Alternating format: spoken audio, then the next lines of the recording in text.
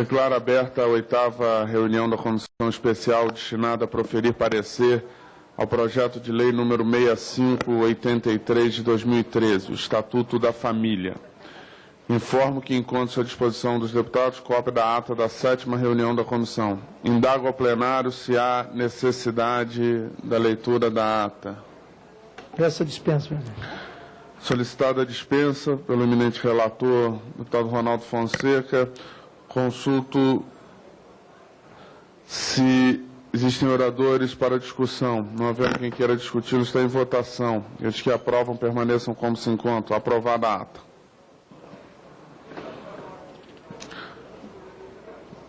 O tema hoje, inicialmente, a sessão destina-se à audiência pública.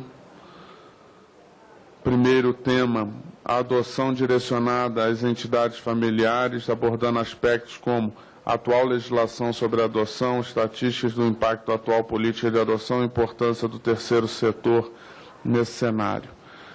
Tema 2, políticas públicas de internação compulsória e a importância da família nesse contexto, abordando aspectos como a priorização de ações voltadas para a proteção das famílias em situação de risco ou vulnerabilidade social ou que tenham em seu núcleo membros considerados dependentes químicos, recentes ações do governo, impacto das atuais políticas voltadas para o tema. Convido a compor a mesa sobre o tema da adoção. Sua Excelência, senhora juíza de Direito da 4ª Vara de Órfãos e Sucessões do Tribunal de Justiça do Estado do Rio de Janeiro, doutora Andréia Pachá. Senhor Walter Gomes de Souza, chefe da Seção de Colocação em Família Substituta, CEFAM, da 1ª Vara da Infância e da Juventude do Tribunal de Justiça do Distrito Federal e Territórios. Vamos inicialmente passar a palavra aos convidados pelo período de 20 minutos. Logo após, será concedida a palavra aos deputados segundo a ordem de inscrição, os quais terão 3 minutos para as interpelações e considerações, tendo os convidados o mesmo prazo para a resposta, sendo ainda facultadas a réplica e até tréplica pelo mesmo prazo de 3 minutos. A lista de inscrição para os debates encontra-se à disposição dos senhores deputados na mesa de apoio. Eu quero inicialmente agradecer aos convidados, doutora Andréia Pachá, nossa conterrânea, querida juíza do Tribunal de Justiça do nosso Estado do Rio de Janeiro, e o doutor Walter de Souza, do Tribunal de Justiça do Distrito Federal e Territórios.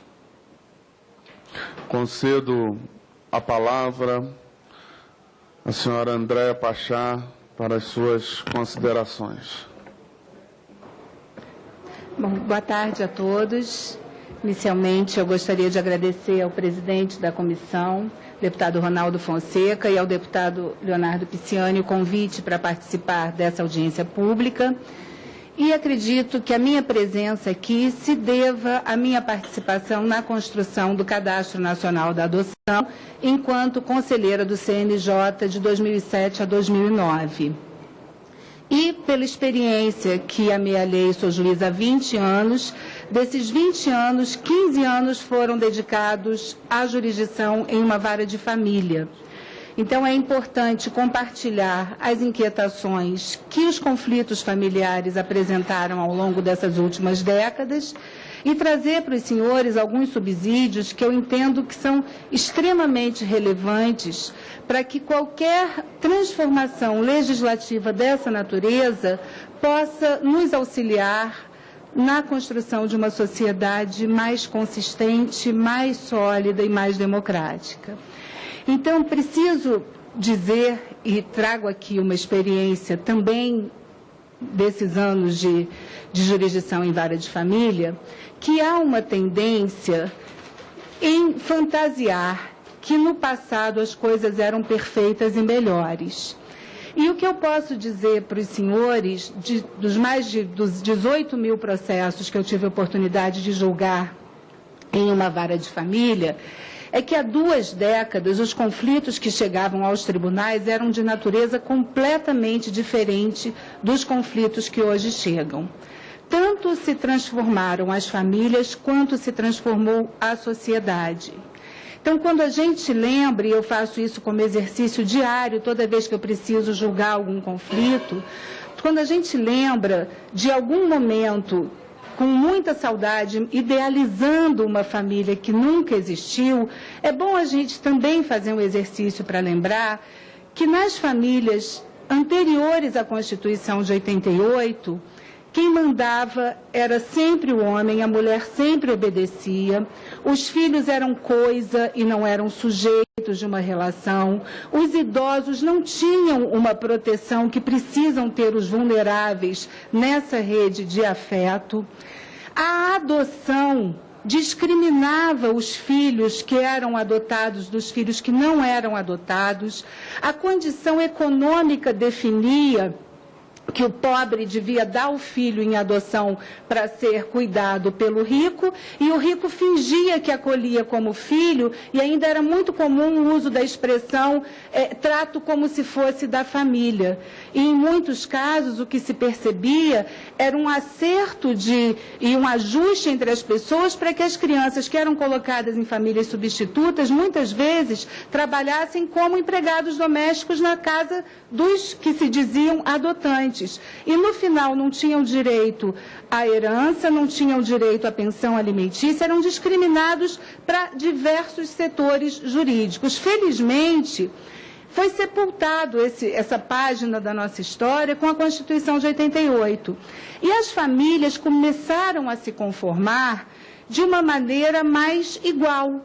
Homens e mulheres se amando, se respeitando, construindo juntos um projeto familiar, com filhos, com patrimônio sendo coletivamente construído, e passamos a reconhecer também as uniões estáveis, que até então eram invisíveis para os olhos da justiça e da sociedade. Eram situações que existiam, que todo mundo sabia que existiam e que todo mundo fingia que não existia. Então, não era raro que as pessoas tivessem um casamento oficial, tivessem filhos fora do casamento e que esses filhos ficassem absolutamente reféns da omissão e sem nenhum direito, porque até 1988, um homem casado, ainda que quisesse, não podia registrar um filho havido fora do casamento, porque a preocupação da sociedade de então era prestigiar o casamento, a instituição do casamento, mais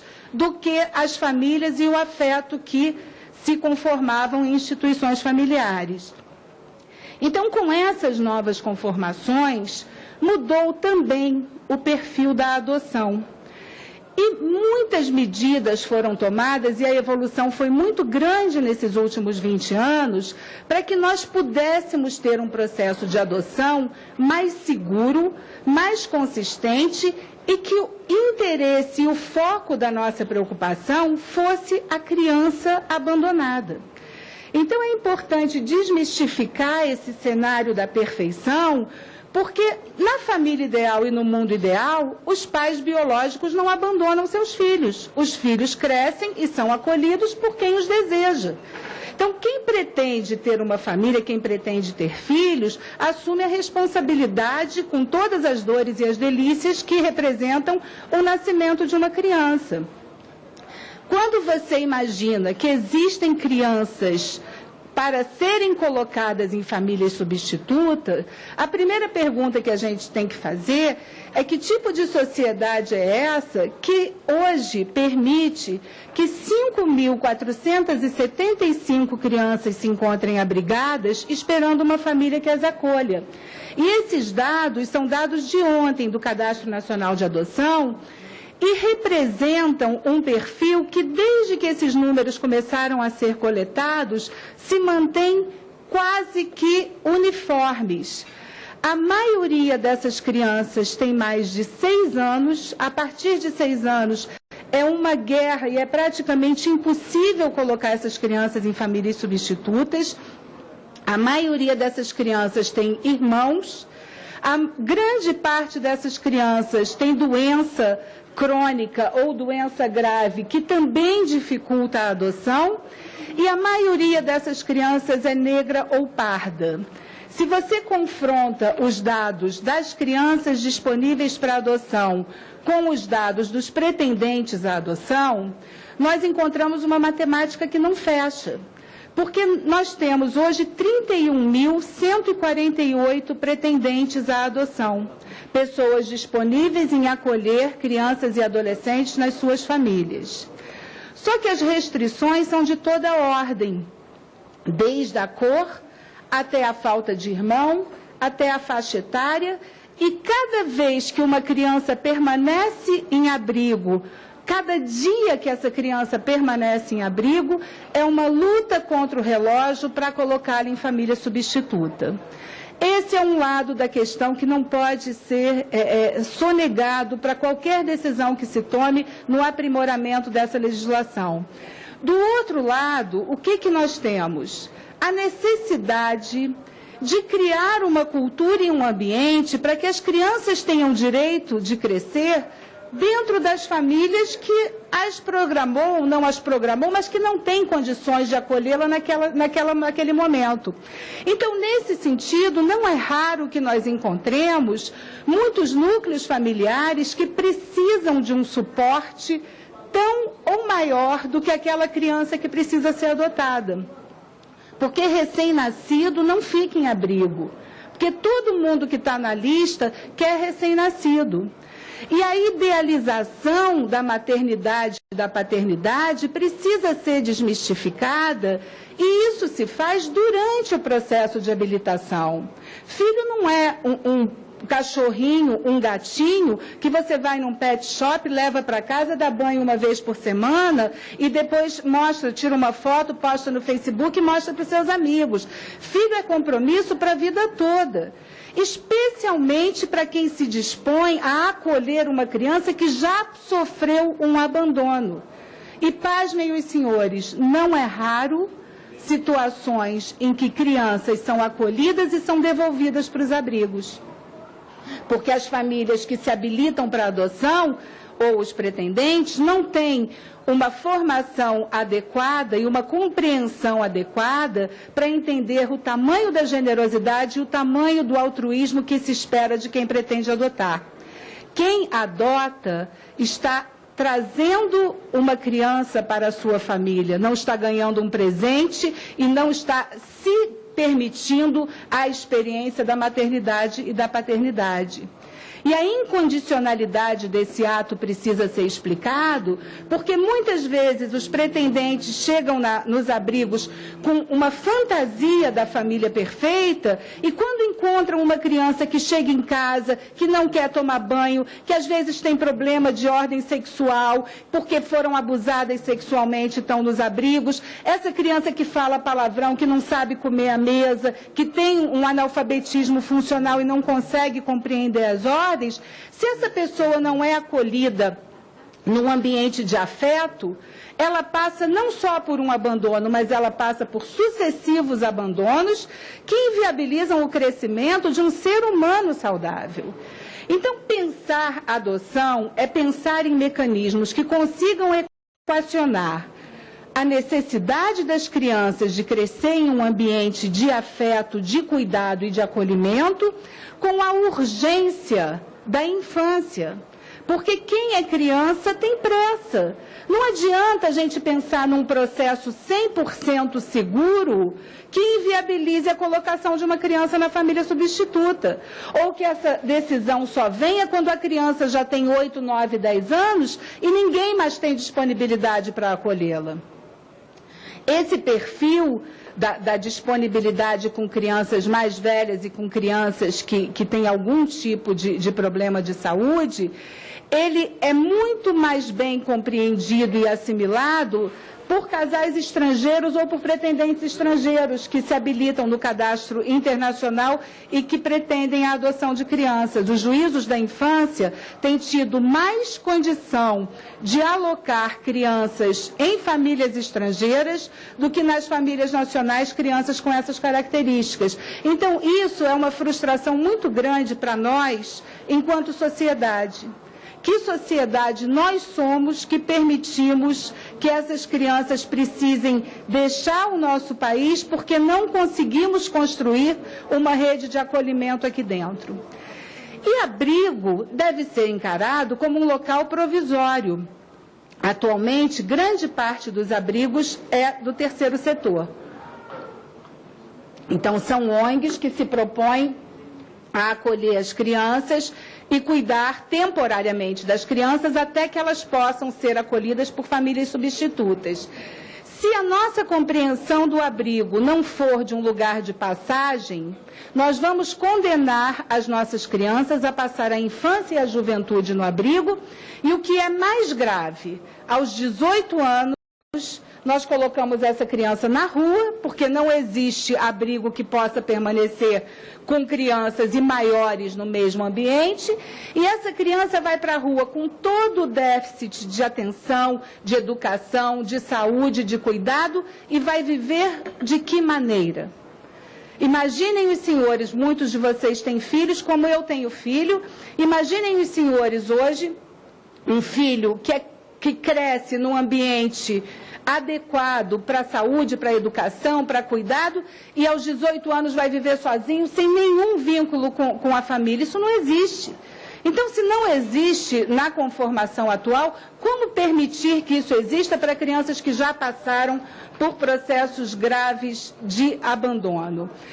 A lei atualmente determina que o juiz tem 2 anos para decidir sobre a destituição do poder familiar, que seria um tempo razoável para tentar colocar essa criança de volta na família biológica, porque muitas vezes as pessoas têm filhos, os pais nem sabem. Nós hoje vivemos um problema grave de crianças que nascem, que são filhos de usuários de drogas que vivem nas ruas, e essa é uma realidade. Os abrigos têm aumentado o número de acolhimento em razão do uso de droga, e a tentativa é que a família biológica possa acolher. Então, você chama a avó, chama um tio, chama uma madrinha, chama alguém que tenha proximidade com a criança.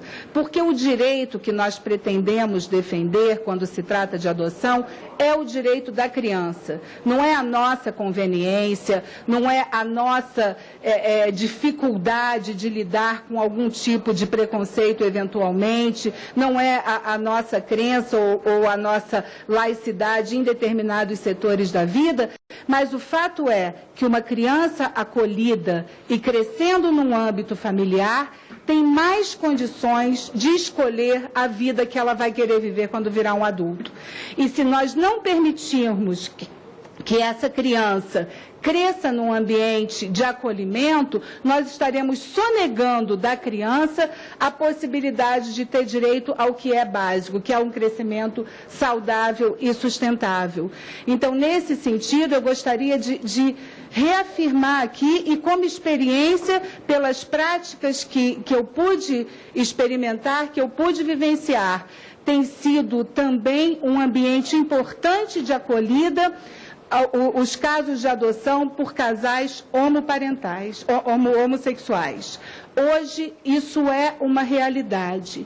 E os senhores, se começarem a pesquisar e forem buscar nas estatísticas, vão encontrar histórias comoventes de crianças que puderam crescer em ambiente de afeto.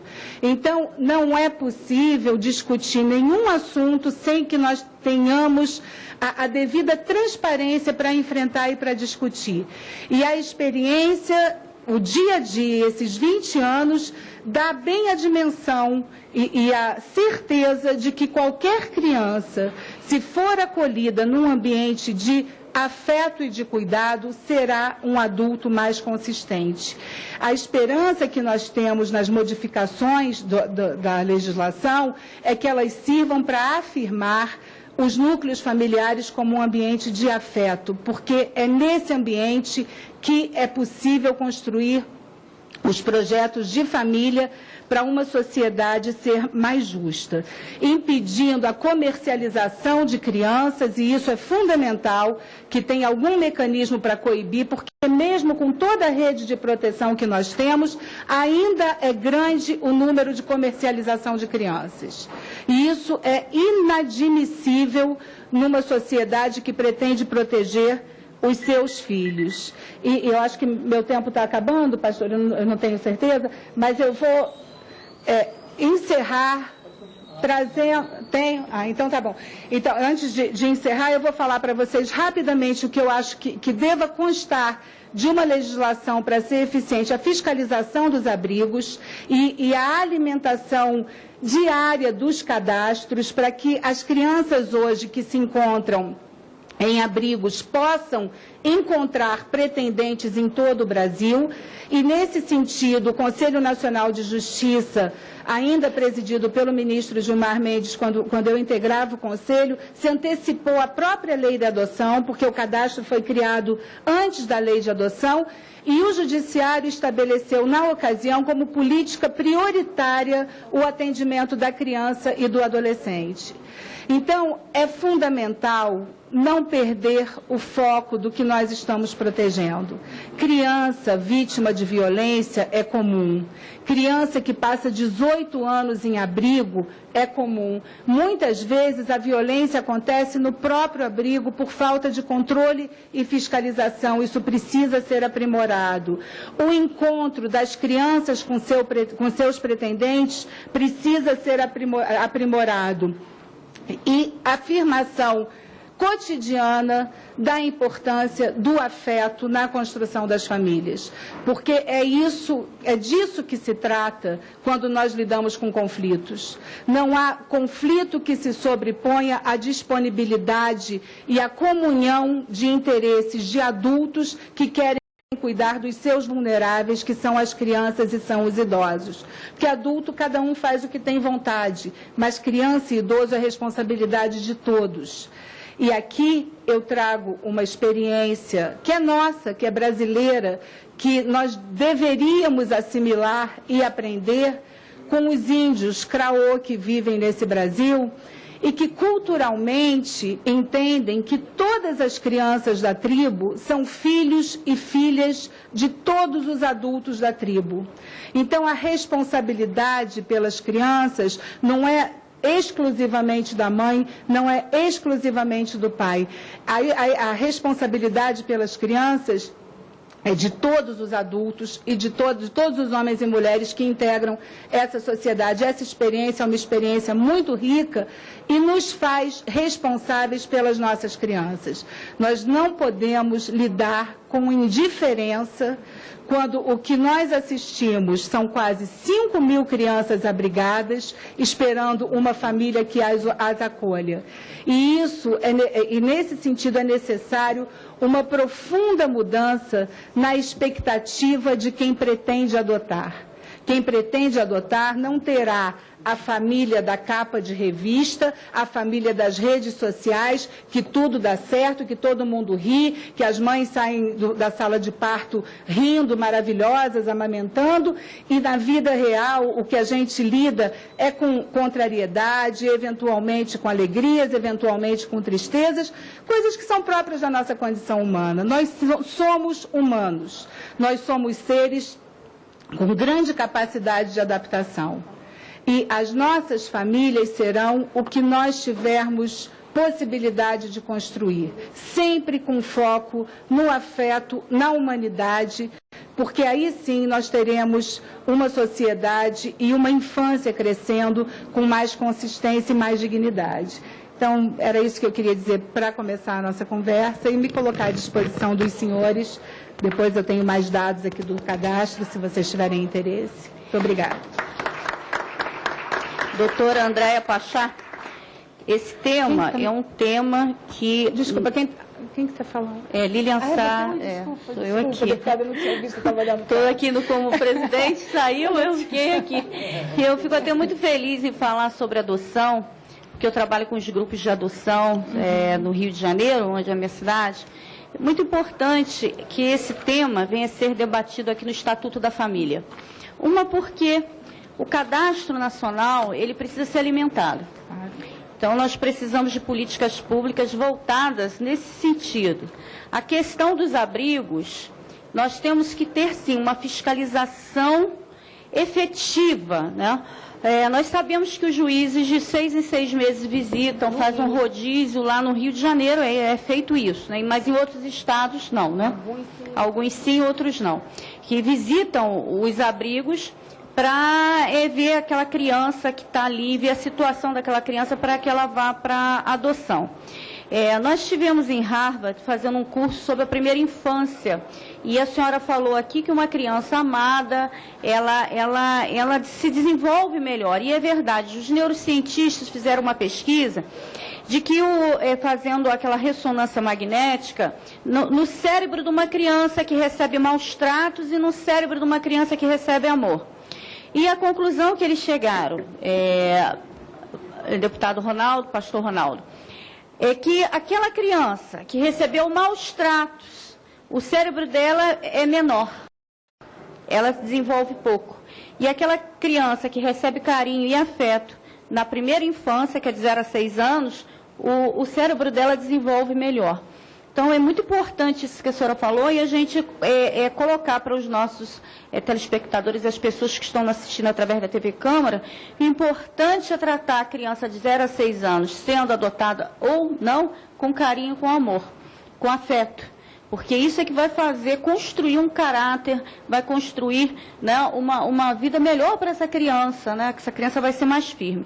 E eu apresentei um projeto de lei para agilizar o processo de adoção. Por quê? Muitas pessoas não querem adotar porque elas não se sentem seguras em relação à adoção. Demora demais, os processos são longos, há uma burocracia muito grande e nós estamos trabalhando com aquela questão da devolução de crianças. Crianças que só conheceram uma família. Teve vários casos, como da Duda, da Rafaela, do João Marcelo, receberam aquela família afetiva. E essas crianças, através de uma decisão equivocada de juízes que não militam na área, não são preparados na área da infância, acham que os laços consanguíneos é mais importante do que os laços afetivos, fazendo com que essa criança seja vítima 2 vezes. Uma, que ela foi abandonada quando nasceu.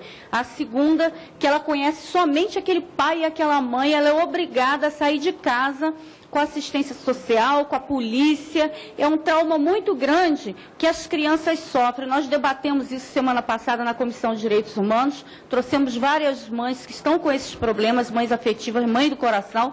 Então, nós temos que mudar essa legislação, fazer que o processo de adoção ele seja acelerado, mais ágil, para que as pessoas que querem adotar se sintam confortáveis, de falar assim, eu vou adotar e depois vem um juiz aí, tira essa criança, tira o meu filho, tira a minha filha. Então, é muito importante que esse plenário, esse Estatuto da Criança e do Adolescente, né, que nós estamos mudando com essa lei, venha dar segurança a essas famílias, aos adotantes, né, e os adotados. Então, são essas minhas considerações. Eu quero passar a palavra e chamar o pastor Paulo Freire para ficar no meu lugar, porque eu vou agora ler o relatório final, a aprovação do relatório final da CPI da exploração sexual de crianças e adolescentes. Queria pedir ao senhor para tomar a presidência e passar a palavra para o senhor Walter Gomes de Souza, que é chefe da seção de colocação em família substituta, o CEFAM, da Primeira Vara da Infância e da Juventude, do Tribunal de Justiça do Distrito Federal e Territórios. Levar em consideração essas considerações que eu fiz aqui também, tá bom? Muito obrigada pela participação, por deixar de eu ter essa participação, essa pequena participação. Eu quero agradecer ao convite que foi feito pela Comissão Especial desse PL E gostaria de compartilhar minha experiência de psicólogo-chefe da área de adoção da Vara da Infância do DF há 11 anos. E nós temos a incumbência de, dentre diversos procedimentos, verificar o perfil das famílias que se candidatam à adoção de crianças e adolescentes privados do convívio familiar. E essa é uma tarefa muito delicada, sobretudo em razão das mutações constantes desse nosso meio sociocultural. Não se pode hoje mais considerar apenas a chamada família biparental, formada por marido e mulher, em razão das transfigurações que esse ambiente familiar tem experimentado nos últimos anos. Hoje temos nos deparado com multifacetados desenhos familiares.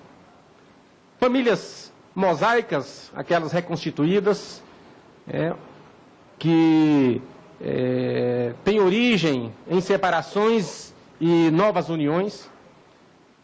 É muito comum nos depararmos com a prática de um slogan já tradicional, de que nós temos os nossos filhos, você, minha esposa, tem os seus filhos, eu tenho os meus filhos, e temos uma família absolutamente reconfigurada. Esse é o desenho.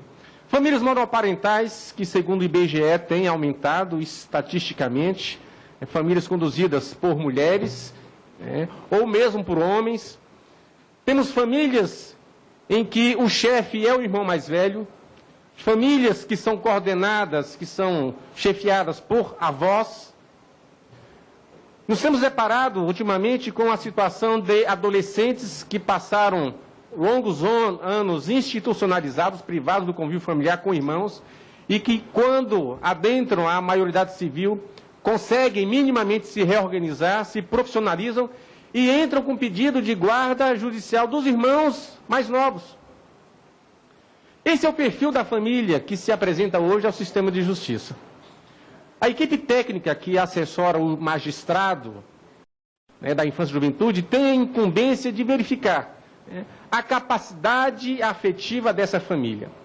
É uma família que tem condições mínimas de investir na consecução de sólidos e inquestionáveis laços de afeto. E quando falamos em laços de afeto, inevitavelmente nos vem também a lembrança um conceito tradicional e que acaba fazendo parte da legislação e das mudanças legislativas, que é o parentesco consanguíneo. A doutora Andréa falou agora há pouco do perfil desejado de criança, apresentado pelas famílias que se habilitam em todo o território nacional. E todas as famílias querem exatamente esse perfil clássico, recém-nascido, saudável, branco e sem irmãos. E é um perfil muitas vezes inegociável. Entretanto, cada vez se torna mais difícil o magistrado da infância e juventude cadastrar uma criança com esse perfil. Exatamente porque a legislação, mesmo depois da alteração significativa trazida pela Lei 12.010/09, chamada Nova Lei da Adoção, que muitos estudiosos, com muita razão, afirmam que é uma legislação voltada para a convivência familiar biológica. Essa lei enfatiza de forma grandiloquente a necessidade do Estado investir na permanência da criança junto à sua família biológica. Como se os laços consanguíneos fossem suficientes para garantir a densificação da filiação, da parentalidade. Isso não é verdade. Não basta apenas o nexo biológico. Não é suficiente apenas a comprovação da consanguinidade. O mais importante ok, os laços consanguíneos foram comprovados. O que se deriva disso?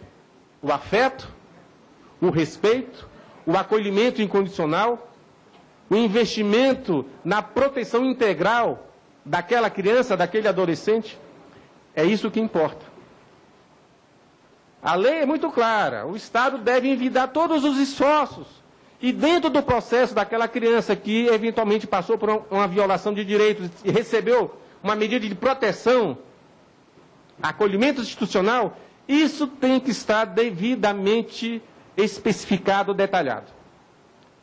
O juiz só pode cadastrar a criança depois de comprovado todo esse processo de reintegração ou permanência daquela criança junto à sua família natural. Esse hoje é um fator a dificultar a celeridade no cadastramento de crianças e adolescentes. E nós temos aqui no DF, e claro, o DF não é a única unidade a apresentar essa realidade. Crianças de 6, 7, 8 anos que estão há 2, 3 anos em regime institucional a aguardar a eficácia do acionamento das políticas públicas no sentido de garantir a superação das dificuldades estruturais naquela matriz familiar biológica. E muitos analistas da área da adoção dizem com uma certa razoabilidade que há uma certa inversão de prioridade. Porque a criança fica a aguardar num limbo jurídico uma definição quanto ao seu futuro, enquanto se tenta, junto aos adultos, a promoção do seu bem-estar e a superação das suas dificuldades circunstanciais. Embora a própria lei 2010 estabeleça que 120 dias é o prazo para a deflagração, tramitação e conclusão da ação de destituição do poder familiar. Os genitores têm à sua disposição uma miríade de recursos. E o acionamento desses recursos, com toda certeza, estará impedindo que esse prazo seja observado. 2 anos é o tempo máximo estabelecido pela legislação para que uma criança permaneça em contexto institucional. Ora, 2 anos para uma criança é uma eternidade. Então é necessário que haja uma mudança legislativa de forma a acelerar a definição quanto à situação da criança. Eu vou dar um outro exemplo. Uma genitora que resolva procurar o judiciário para proceder à entrega de um filho em adoção. Parágrafo único do artigo 13 do ECA. Essa previsão existe. Ela pode consumar esse ato de entrega. Entretanto, ela poderá se arrepender quanto a esse ato, a esse consentimento, até a data de publicação da sentença constitutiva de adoção. Imaginemos que essa criança seja cadastrada e seja acolhida por uma família habilitada. E por razões outras, por variáveis que muitas vezes fogem ao controle do Ministério Público e do próprio juiz, essa ação tramite por tempo demasiado.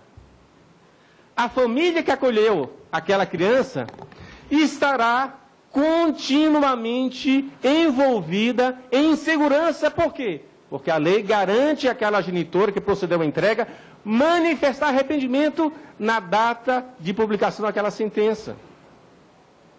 E aí a família que se habilitou,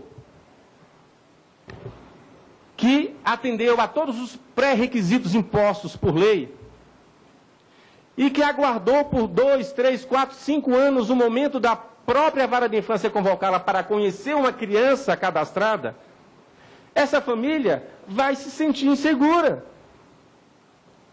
Não por conta da ação do Ministério Público, não por conta da diligência do magistrado, e sim em razão da insegurança que a própria legislação gera.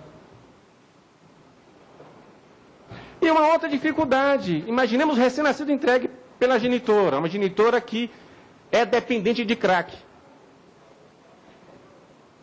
Muito bem, ela entrega e sustenta que, se não fosse aquela dependência, ela permaneceria com a criança.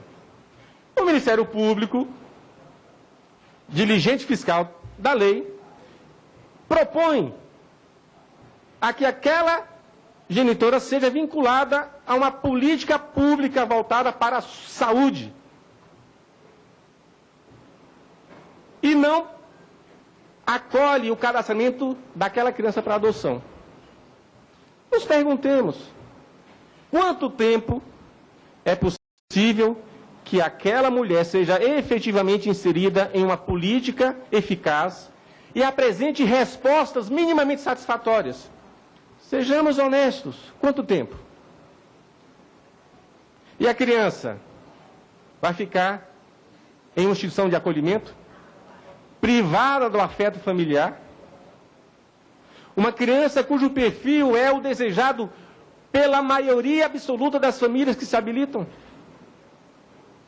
Então a legislação cria situações dúbias e que não permitem ao sistema de justiça agir de forma a definir o futuro daquela criança. Vou dar um outro exemplo, se me permitem.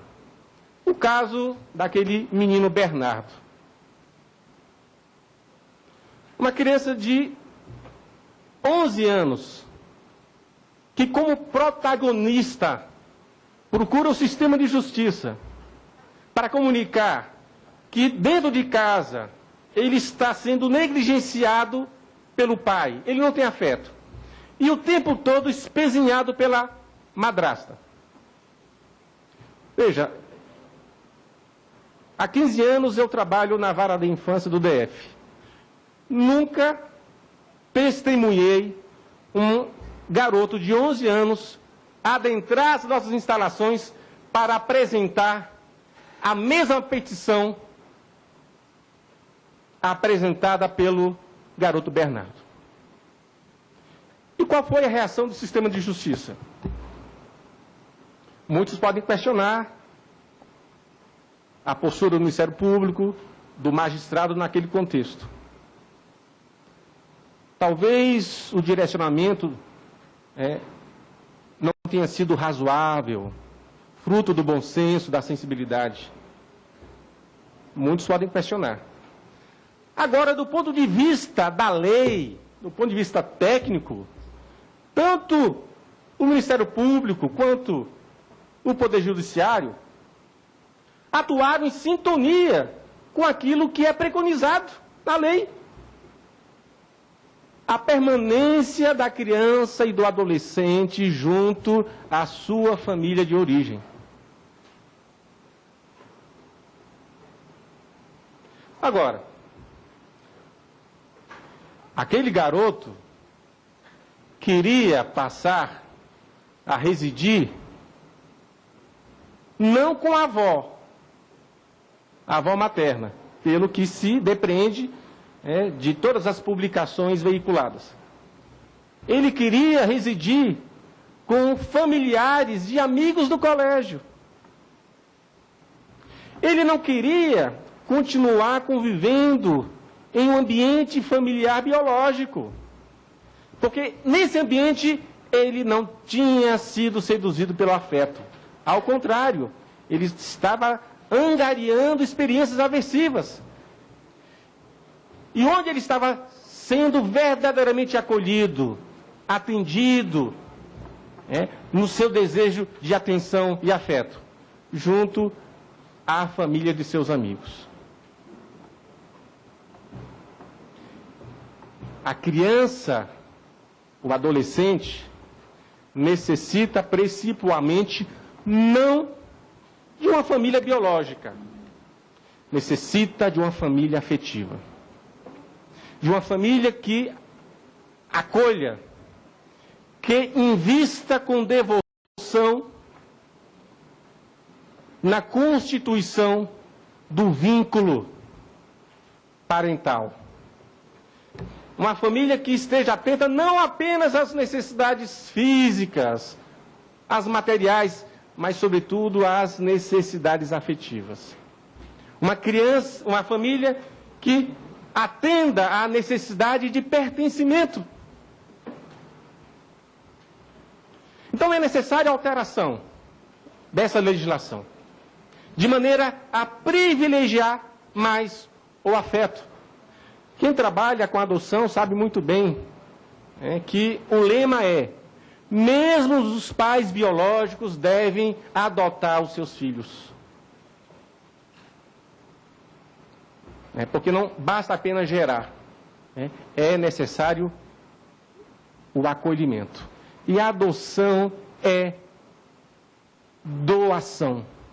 Pai e mãe são aqueles que se doam diuturnamente. A família legítima é aquela que tem o afeto como sendo o seu eixo central de atuação. A família que investe nas trocas emocionais, a família solidária, a família que respeita, que sabe estabelecer os limites, e limites com afeto. Essa é a família. Independentemente do seu formato, do seu desenho. O afeto é o elemento que garante a liga da filiação e da parentalidade. Não basta apenas garantir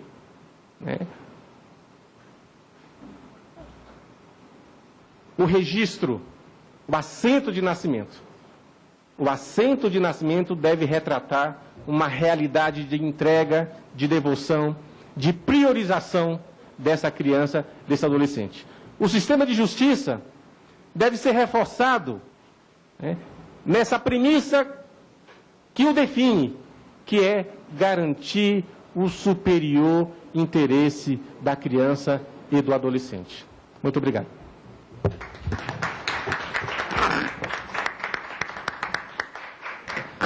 Nós queremos agradecer aqui ao palestrante, o Sr. Walter Gomes, e queremos pedir, por gentileza, que venha fazer parte desta mesa o Dr. João Luiz Fischer. Pois não. Eu quero pedir a ele que venha fazer parte dessa mesa. É coordenador de Justiça do Estado da Associação de Magistrados do Brasil. Com a palavra o deputado Ronaldo Fonseca, o nosso relator. Senhor presidente, eu solicitei a palavra, tendo em vista que nós temos aqui 2 blocos, né? O outro tema é um tema diferenciado, que vamos tratar agora sobre a internação compulsória. E eu queria fazer algumas pontuações agora nesta primeira mesa. Primeiro, já de antemão, agradecendo a doutora Andréa Pachá pela gentileza de poder ter vindo aqui para estar conosco, dado essa grande contribuição. Agradecer também ao doutor Walter Gomes de Souza pela sua experiência, pela sua vivência nesta área, tem também trazido muita contribuição para nós. Mas eu queria, como relator da matéria, me foi muito satisfatória a manifestação de ambos, até porque nós estamos tendo o privilégio de ter aqui nesta mesa 2 convidados, expositores, que vivem no dia a dia esse tema. Então, isso é muito importante para nós. Nós que estamos construindo agora um relatório e, obviamente, que o Estatuto da Família, eu como relator, estou salientando, valorando bastante a questão da adoção, porque entendo que o Estatuto da Família não pode se furtar em buscar uma melhoria na legislação de adoção, e a melhoria na nossa lei das crianças e do adolescente do nosso Estatuto. Eu queria um questionamento com a doutora Andréa Pachá. Eu acho que nós estamos aqui num debate, isso é importante, né? que a gente deixe bastante claro, até para mim, eu realmente, como relator, eu estou muito interessado em trazer uma resposta para a sociedade e, claro, quero ouvir a sociedade. Vossas Senhorias estão aqui também nesse quesito de representar a sociedade, a fala de Vossas Senhorias deste momento. Eu queria buscar, doutora Andréa, uma resposta de Vossa Senhoria no que diz respeito à adoção dos casais homossexuais. Porque, veja bem, queria entender, sim, numa boa mesmo, eu queria entender isso. Nós temos um cadastro de proponentes, de adotantes, correto? E nós temos um outro registro de crianças que estão prontas para adoção. Hoje, na legislação, nós sabemos que a legislação brasileira, ela não contempla, na lei não contempla esse tipo de adoção. Qual é o procedimento hoje? Por exemplo, se um casal homossexual, ele deseja adotar uma criança, qual é o procedimento? Ele vai entrar na fila deste cadastro, ou ele vai entrar com uma petição em juízo para que ele possa ser habilitado pelo juiz e cortar esta fila? Eu queria entender isto, até porque eu tenho falado muito sobre este tema e é interessante que eu compreenda e a doutora realmente vive esta matéria. Atualmente, o cadastro é único e os pretendentes à adoção não são só casais. Muitas vezes, há pretendentes individuais que pleiteiam a adoção. Então, como o Walter bem apresentou aqui o quadro do que chega de conflito e da demanda que hoje chega nas varas de família, nós não temos como pensar uma família num contexto de muitas famílias que aparecem no nosso cotidiano. Então, eu costumo não brigar com os fatos para poder tentar encontrar uma solução mais adequada para quem precisa do nosso suporte, que são sempre os vulneráveis da relação familiar. Então, o que acontece é que qualquer pessoa que pretenda adotar, casado ou individualmente, procura o juiz da infância da sua comarca, se habilita à adoção. Isso é um processo e ele vai ser ouvido pela equipe técnica, pelos psicólogos, pelos assistentes sociais, ele vai preencher um questionário, ele será orientado sobre o desejo material do que ele pretende com uma adoção, porque muitas pessoas chegam no processo de adoção com uma fantasia de que conseguirão resolver todos os problemas da vida com uma criança e isso é desmistificado, essa família ideal e perfeita, e é importante que seja assim, porque quem parte para a maternidade ou para a paternidade, parte para a incondicionalidade do afeto.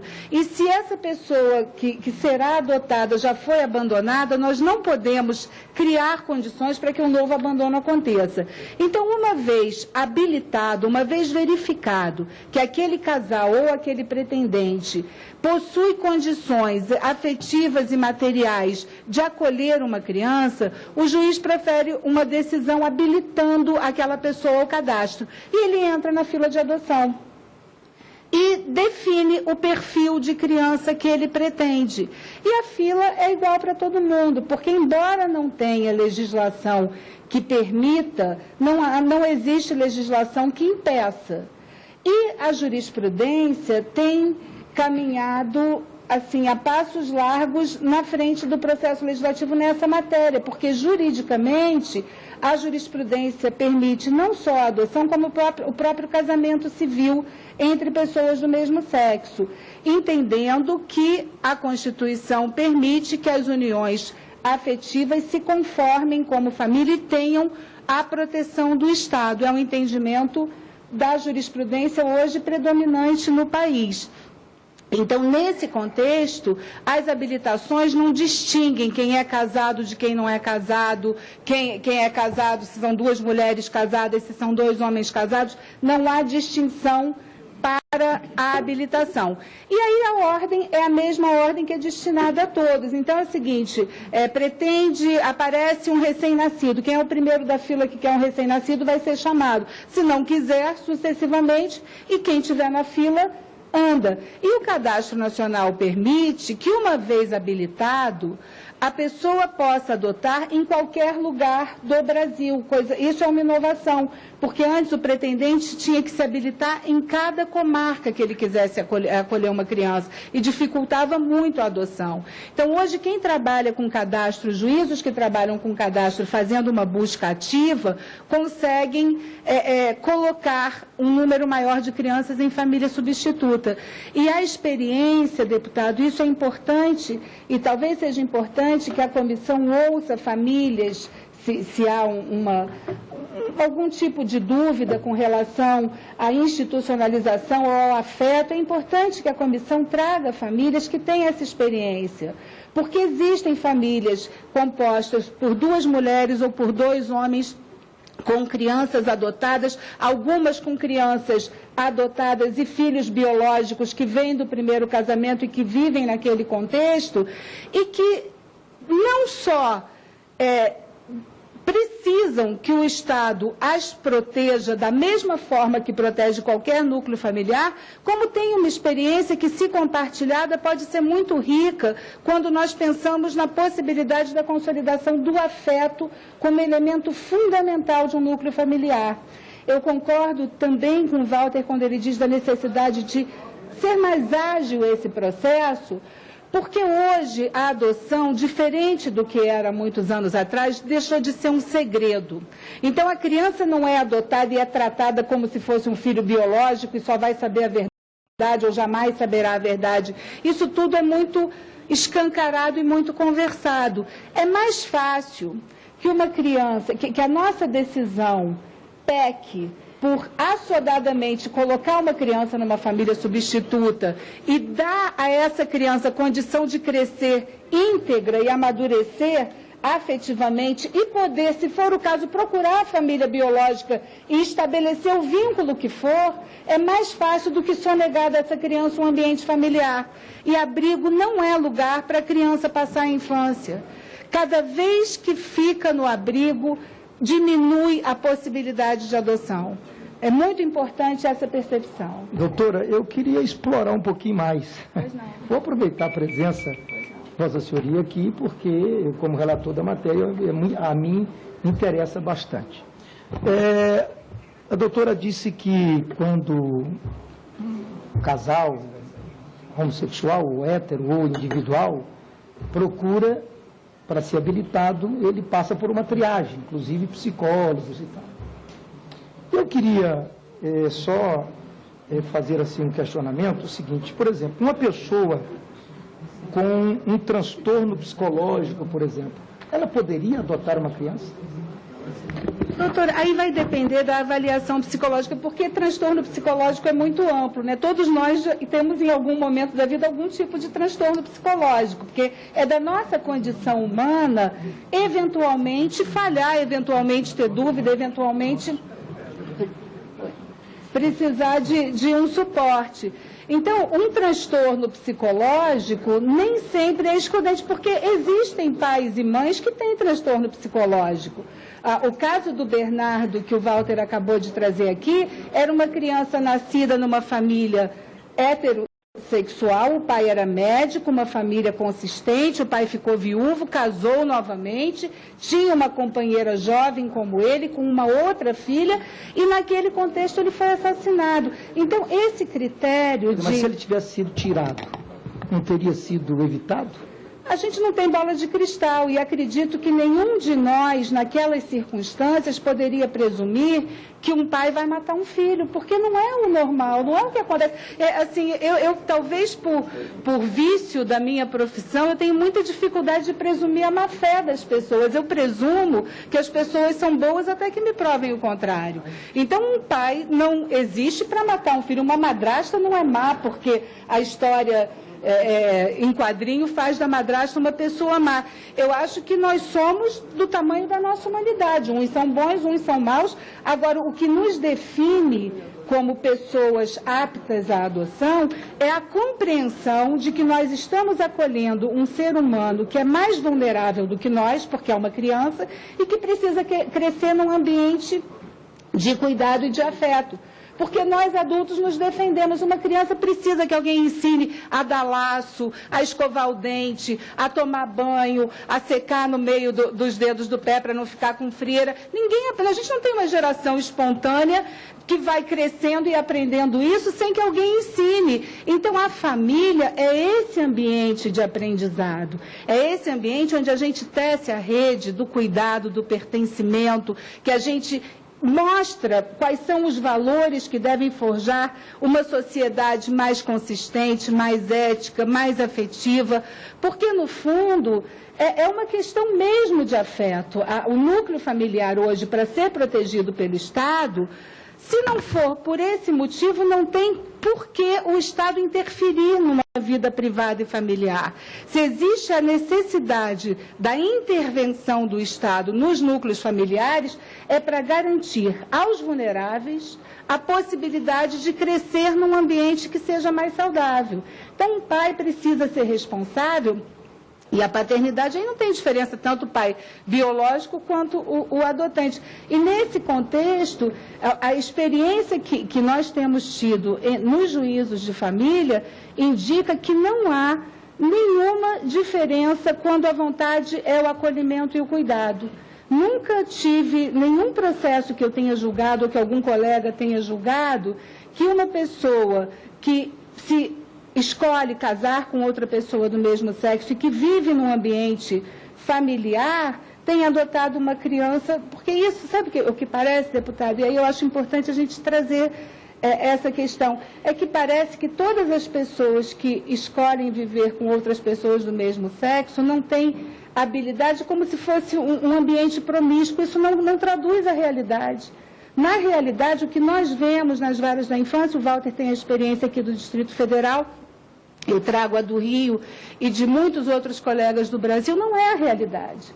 Então, é importante, assim, talvez trazer essas pessoas que têm esse contexto funcionando para entender como que é o funcionamento. Eu acho que é importante o debate, sim. Ok, eu tinha outras perguntas aqui, mas eu vou poupar.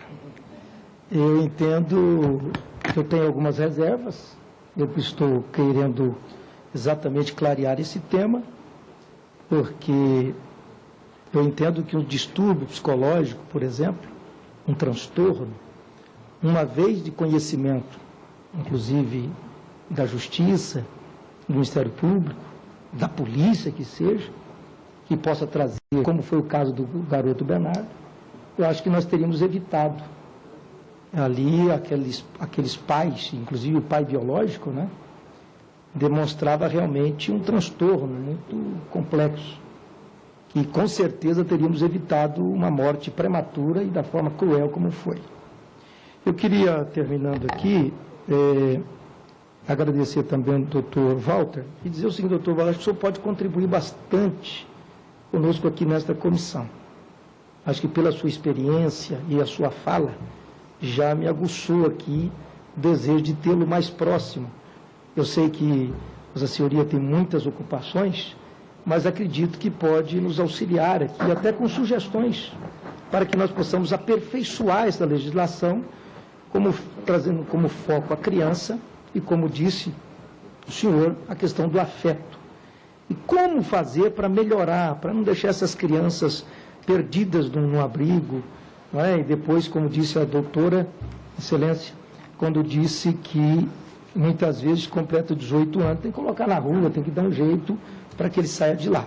Então, acredito que o senhor pode realmente contribuir, porque o que nós queremos aqui não é falar o mesmo. Não é falar o mesmo. Nós queremos trazer uma inovação nesse estatuto que viesse aprimorar esta nossa legislação. Acredito que seja uma legislação moderna, mas que precisa do aprimoramento.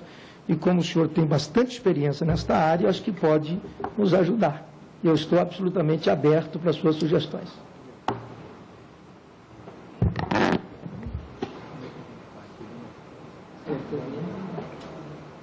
Começa aí, Muito bem. Nós vamos dar continuidade aqui à nossa reunião e cedendo aqui a palavra aos nobres deputados, como nós não temos nenhum deputado que queira falar.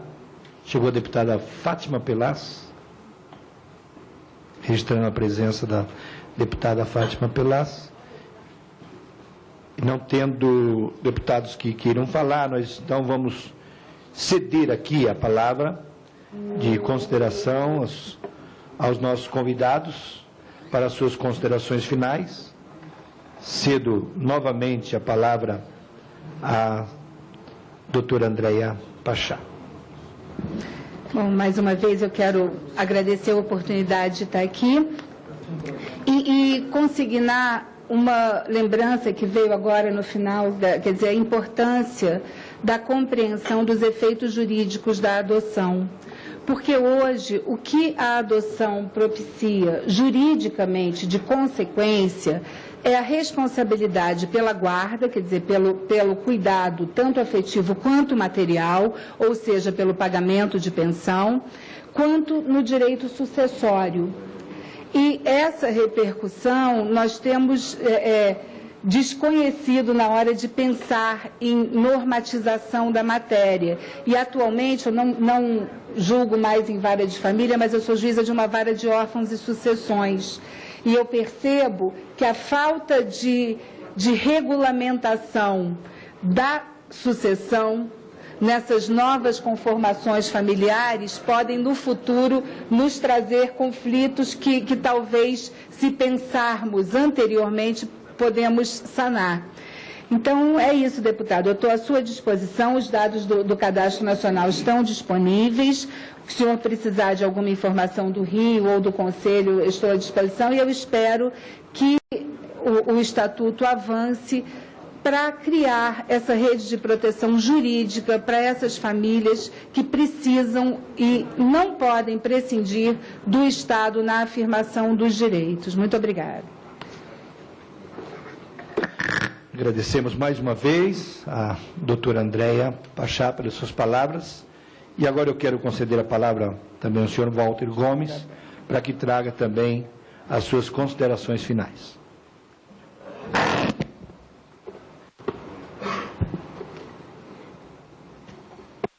Bem, eu quero agradecer o convite e apenas um derradeiro recado. Que o Instituto da Adoção seja reabilitado e se torne um instituto, de fato, cercado de dignidade, sem qualquer discriminação, sem qualquer minoridade. Digo isso em razão do que a própria legislação traz e procura retratar esse tão nobre instituto. E já foi aqui, inclusive, mencionado. A família que acolhe uma criança ou adolescente em adoção é interpretada, é retratada como família substituta. Como se fosse uma família de segunda categoria, cujo exercício de parentalidade fosse menor, fosse reduzido. Então é necessário que haja uma mudança na própria linguagem legislativa. E há um outro aspecto também. A adoção é retratada do início ao fim, na Lei 12.010, como medida excepcional. Ou vamos tentar de tudo. Se não for possível, a adoção será acionada. Então é necessário que haja uma releitura legislativa desse instituto, que a família afetiva seja retratada com a mesma importância que se reserva à família biológica. Porque o que vai dar conformação a qualquer desenho familiar é o afeto. O afeto é que vai definir filiação e que vai mostrar, medir a qualidade do exercício parental. Muito obrigado. Bem, presidente, eu queria, Deputado Ronaldo. antes de adentrar outro tema, eu queria primeiro agradecer a doutora Andréa Pachá, da gentileza de presentear o seu livro, A Vida Não é Justa, Encontros e Desencontros, Tragédias e Comédias das Histórias da Vara da Família, recontadas com emoção e humor pela juíza doutora Andréa Pachá. Muito obrigado. Com certeza eu vou fazer um bom uso. Histórias aí que certamente o senhor vai... Com certeza, com certeza. Bom, eu queria informar também aos presentes e aos expositores que esse tema, para mim, é tão caro nesse Estatuto da Família, que eu estou requerendo uma nova audiência, estou propondo no requerimento, se der quórum, nós vamos votar o requerimento, para a próxima terça-feira, porque quero debater mais esse assunto e chegou até nós a informação de que representantes da Associação Nacional dos Grupos de Apoio querem participar, representante do Instituto Brasileiro de Direito de Família, IBDFAM, quer participar, representante da Associação Brasileira de Magistrados também, representante da Associação Brasileira de Magistrados da Infância e da Juventude, bom, vários que nos fizeram aqui um comunicado querendo participar. Só consignar desculpe, eu não quis ver, eu sou integrante do Instituto Brasileiro de Direito de Família. Ah, que ótimo. Muito bem, muito bem. Muito obrigado. Pela ordem, presidente. Deputada Fátima Pelasco, com a palavra. Obrigada, presidente. Eu queria também já dizer que o deputado Ronaldo, quando ele diz que nós vamos ter um novo debate, dizer que também eu tenho uma atenção especial a esse tema. E, infelizmente, acabei de chegar do aeroporto, nosso voo ficou em Belém, problema na pista ali com óleo de um outro avião que estava na outra aeronave, nós acabamos de chegar e já temos reunião aqui na liderança, como essa é a nossa pauta, nessa nossa agenda, mas perdi, mas temos aqui as notas taquigráficas, depois irei olhar, e eu fui a autora da lei que criou a primeira licença maternidade para a mãe adotiva, que naquele momento, ainda em 2002, nós tivemos ainda que colocar, como ele colocava alguma certa discriminação, porque tivemos que colocar parâmetros de quanto tempo até chegar a 12 anos para aprovar. Nós aprovamos na unanimidade, mas tivemos que ter essas concessões, que depois foi reparada já na lei de adoção. Mas sabemos que precisamos ainda fazer alguns ajustes, e daí a importância do debate. Portanto, eu queria só registrar aqui, que vamos estar aqui na próxima semana, na próxima terça-feira, deputado Ronaldo, e depois gostaria já de solicitar nota taquigráfica para que pudesse fazer o acompanhamento. Tá?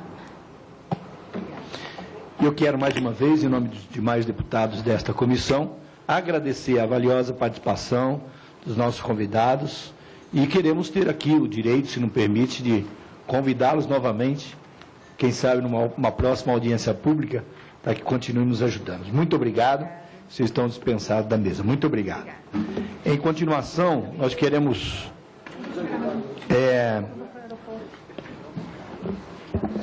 Muito obrigado.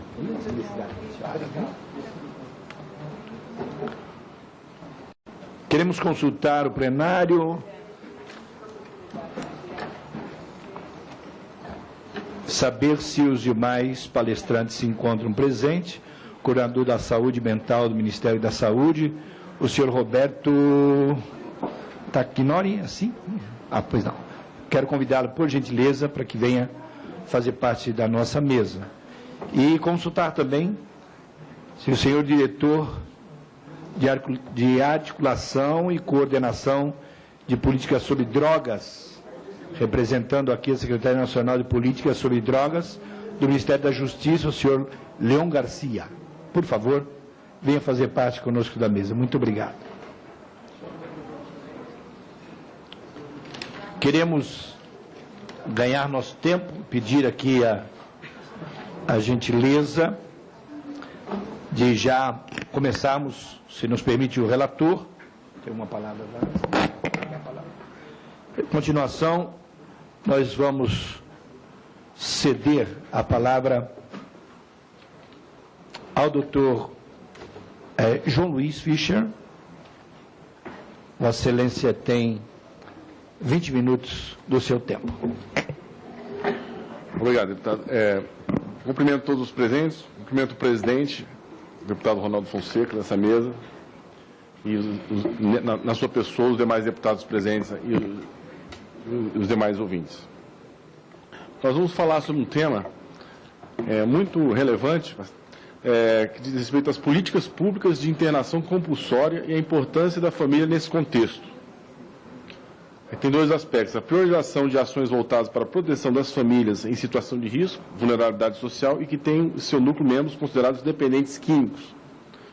O cerne da questão gira em torno do Instituto da Internação Compulsória. Né?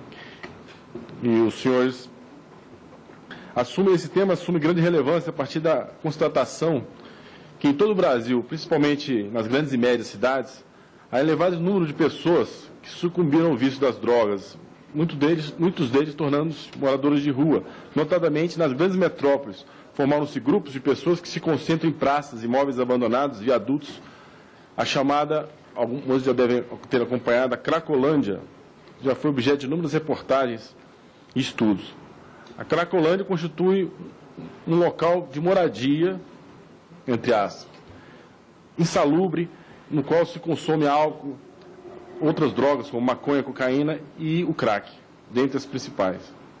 A jornalista Eliane Trindade, em reportagem publicada em 13 de março de 2014 na Folha de São Paulo, acompanhou uma jovem dependendo do crack.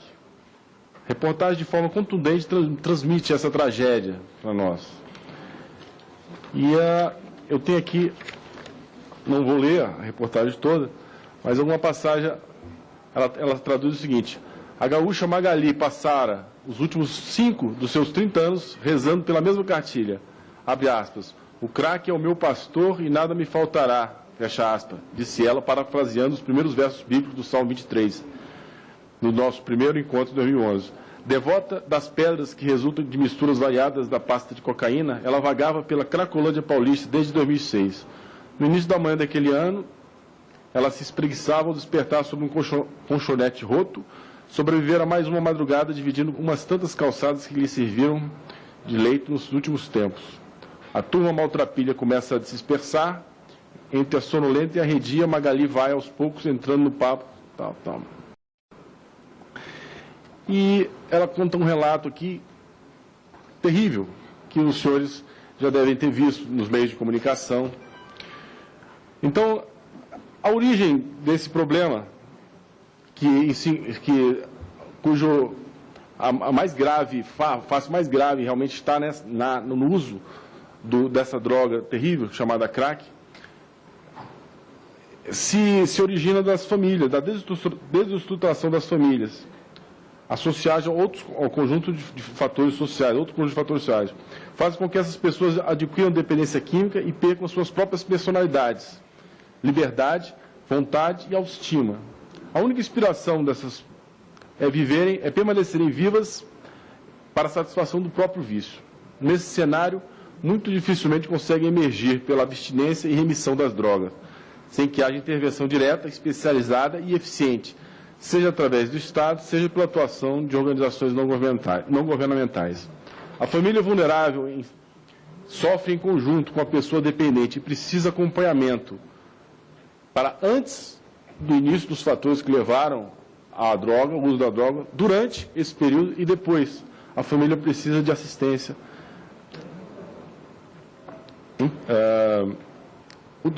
O crack, portanto, causa dependência e lesão ao córtex cerebral, por vezes irreversíveis, e podem causar doenças mentais, tais como esquizofrenia, epilepsia, dentre outros. Em torno deste quadro social crítico, desumano, degradante, se cunhou a expressão, abre aspas, zumbi do crack. Bom, essa foi a introdução para saber qual o cenário que nós estamos nos referindo quando falamos de internação compulsória.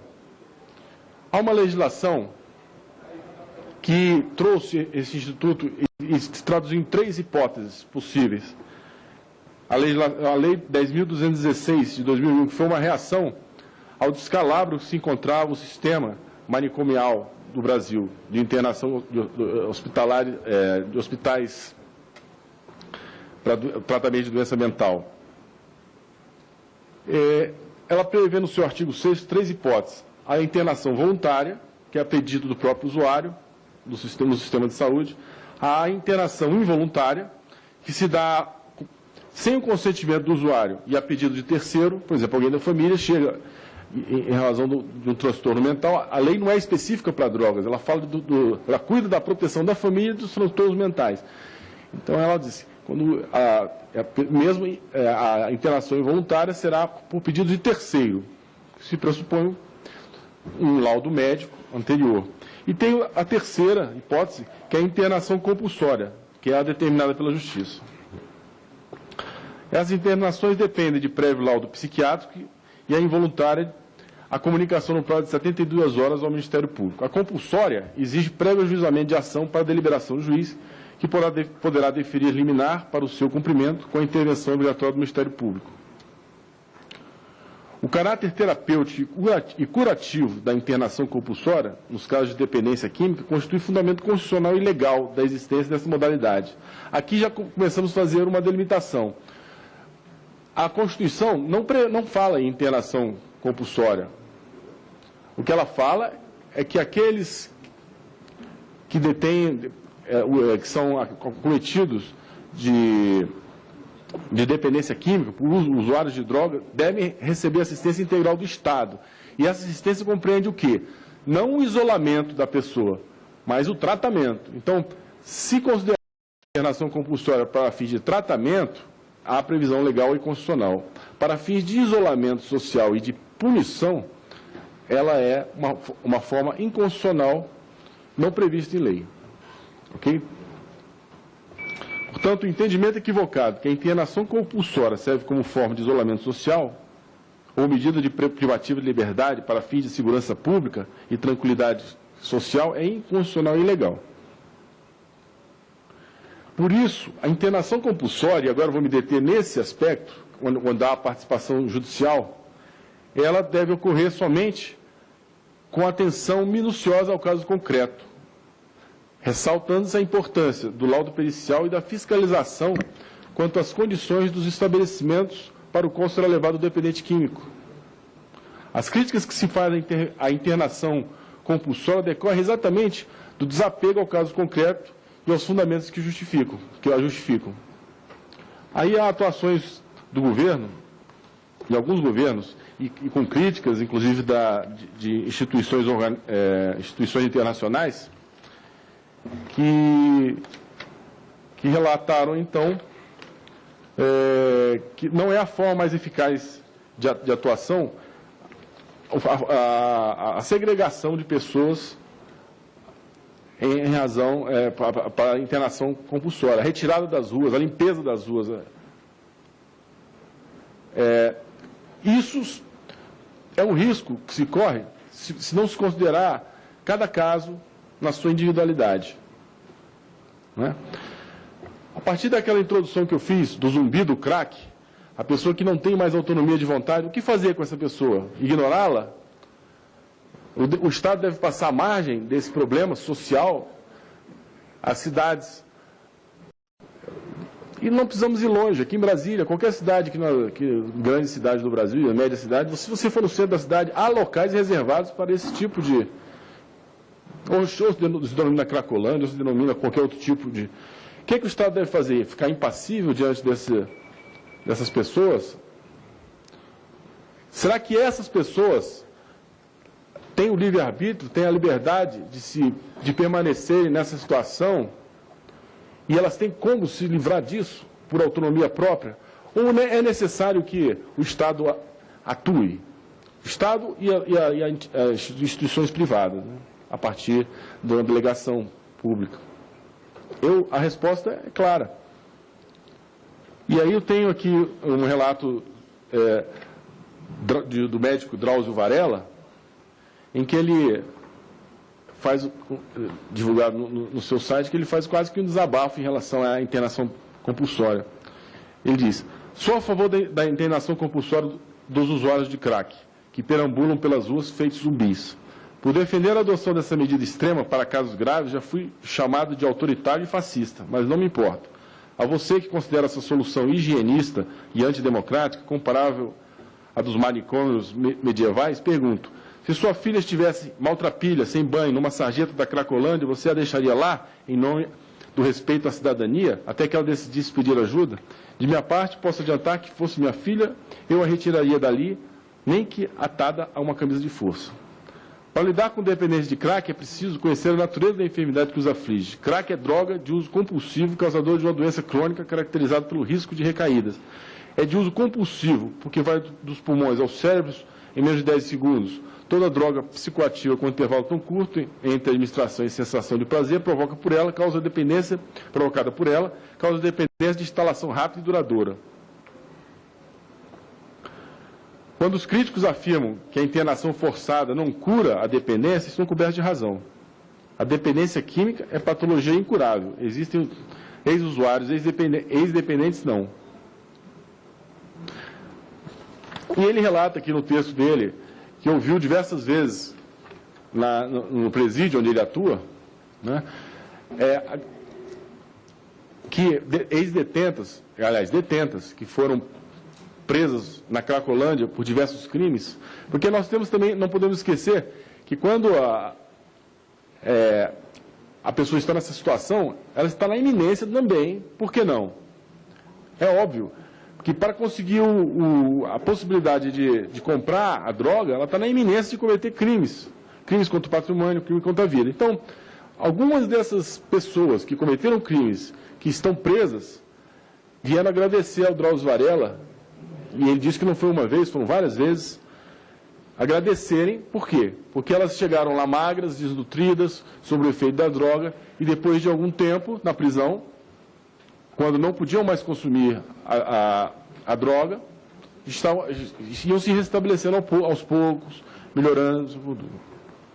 Então, agora, um desafio que se coloca para que a internação compulsória não seja algo que realmente venha a afetar a liberdade das pessoas, porque aquele que tem a dependência química, ele não é um incapaz, ele tem autonomia de vontade. Então, como conciliar a autonomia de vontade do incapaz, ao mesmo tempo com a necessidade de uma intervenção estatal, nesse caso que eu coloquei, nessa droga?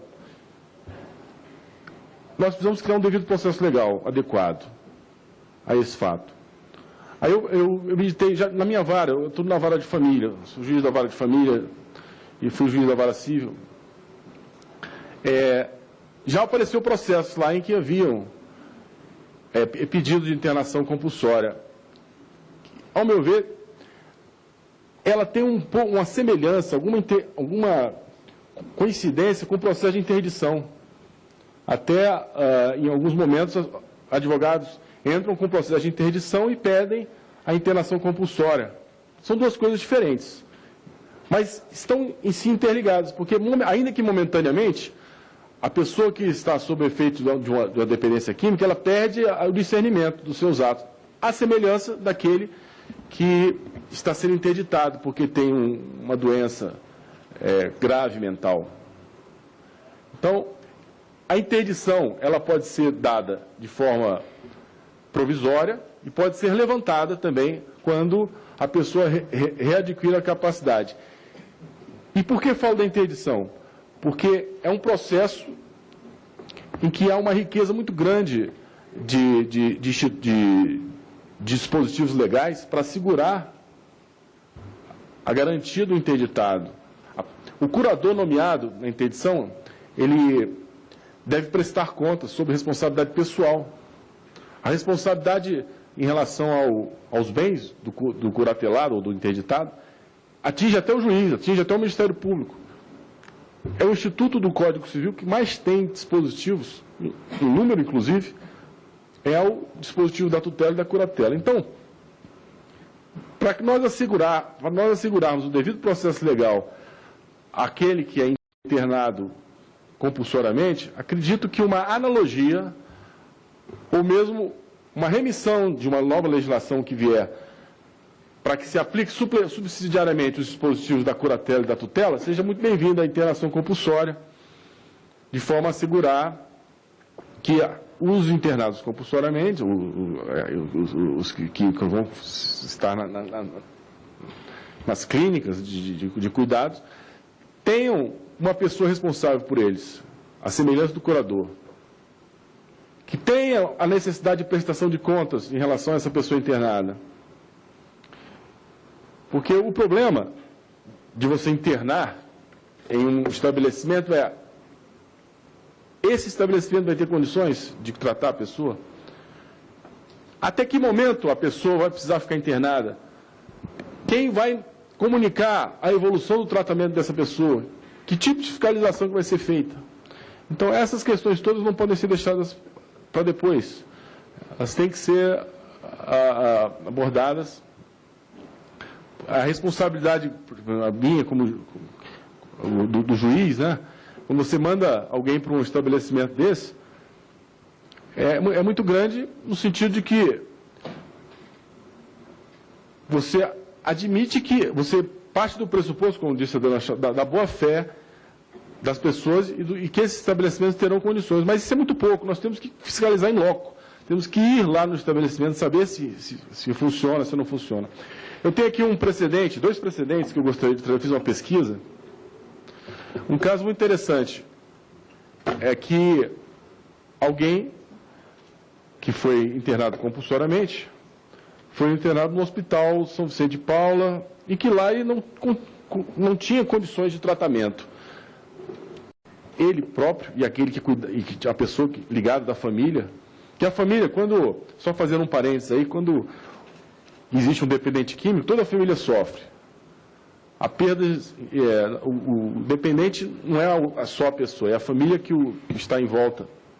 Então, alguém da família comunicou ao diretor do hospital que o tratamento não estava sendo bem feito. E ele queria uma mudança, ele queria que fosse para uma clínica privada. Ele tinha condições de custear uma clínica privada. E aquele pedido foi simplesmente ignorado pelo administrador público lá desse hospital. O que a pessoa fez? Entrou com habeas corpus.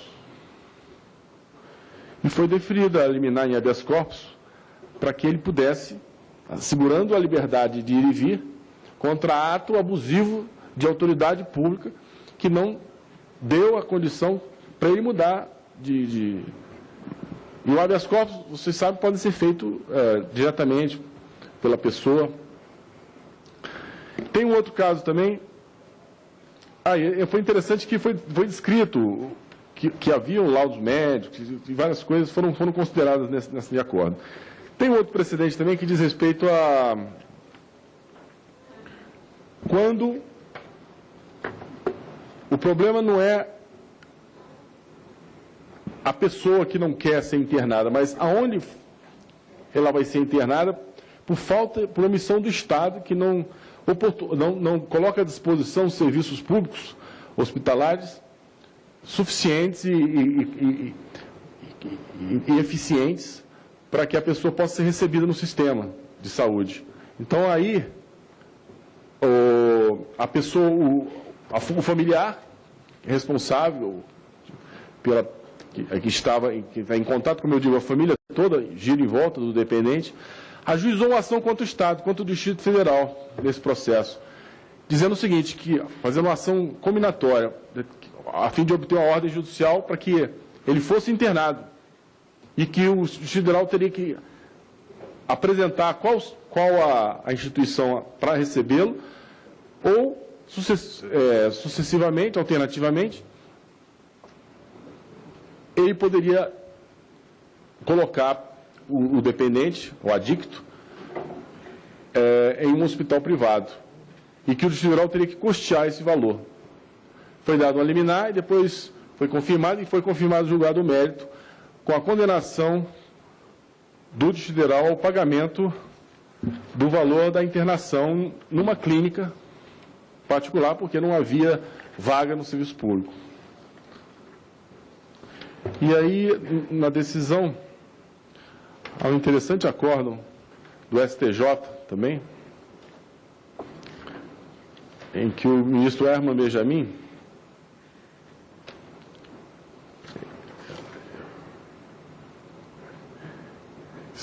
assim, ele diz o seguinte: a vida, a saúde e a integridade físico-psíquica das pessoas é valor ético supremo, concluindo, terminou já, É valor ético jurídico supremo no ordenamento brasileiro que sobressai em relação a todos os outros, tanto na ordem econômica como na ordem política e social. O direito à saúde expressamente previsto. Eu achei interessante uma parte que ele fala aqui. A reserva do possível não configura carta de alforria para o administrador incompetente, relapso ou insensível à degradação da dignidade humana, já que é impensável que possa legitimar ou justificar a omissão estatal capaz de matar o cidadão de fome ou por negação de apoio médico hospitalar, a escusa da limitação de recursos orçamentários. Frequentemente não passa de biombo para esconder a opção do administrador pelas suas prioridades particulares em vez daquelas estatuídas na Constituição e nas leis, sobrepondo o interesse pessoal às necessidades mais urgentes da coletividade. Absurdo e aberração orçamentários por ultrapassarem e vilipendiarem limites do razoável, as fronteiras do bom senso e até políticas públicas legisladas são plenamente sindicáveis pelo Judiciário, não compondo em absoluto a esfera da discricionalidade do administrador, nem indicando o rompimento do princípio da separação de poderes. E aí vai um recurso especial relatado pelo ministro Herman Benjamin, de fevereiro de 2011. Agradeço a atenção dos senhores. Quero ter contribuído de alguma forma para o aprimoramento dessa legislação que virá. Obrigado. Essa presidência agradece ao senhor juiz João Luiz Fischer Dias, coordenador da Justiça Estadual da Associação dos Magistrados Brasileiros, pela brilhante participação. Concedo agora a palavra ao senhor Roberto Ticanori, coordenador da Saúde Mental do Ministério da Saúde. Vossa Senhoria tem 20 minutos para expor.